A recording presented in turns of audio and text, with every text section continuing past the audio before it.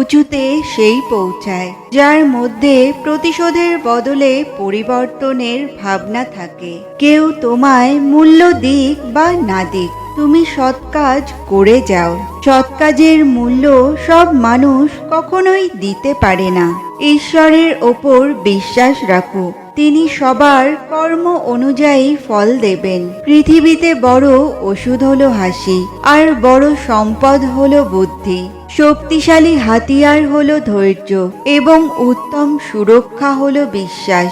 রাগ একটি স্বাভাবিক আবেগ, কিন্তু অতিরিক্ত রাগ আপনার নিজের এবং আশেপাশের মানুষের জীবনে নেতিবাচক প্রভাব ফেলতে পারে। রাগ কখনো সমস্যার সমাধান নয়, বরং নতুন সমস্যার শুরু। রাগ আসা স্বাভাবিক, কিন্তু তাকে ধরে রাখা বা ছেড়ে দেওয়া তোমার বুদ্ধিমত্তার পরিচয়। আচার্য চাণক্যের মতে একজন ব্যক্তির বাচনভঙ্গি তার সাফল্যের পেছনে অত্যন্ত গুরুত্বপূর্ণ ভূমিকা পালন করে।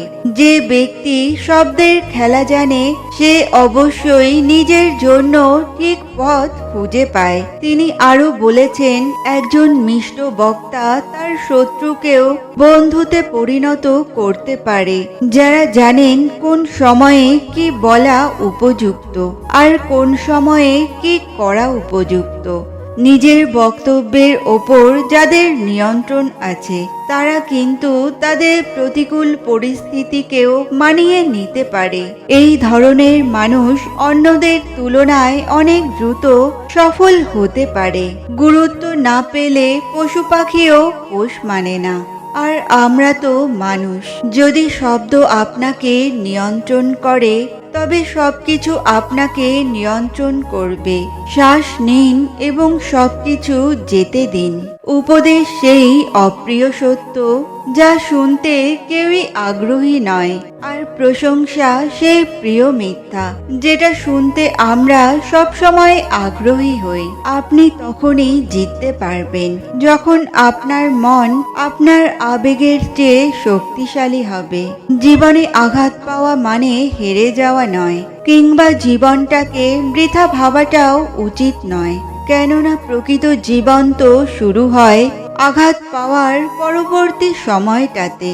অতীত থেকে শিক্ষা নেওয়া দরকার, তবে অতীতকে আঁকড়ে ধরে বেঁচে থাকা কখনোই ঠিক নয়।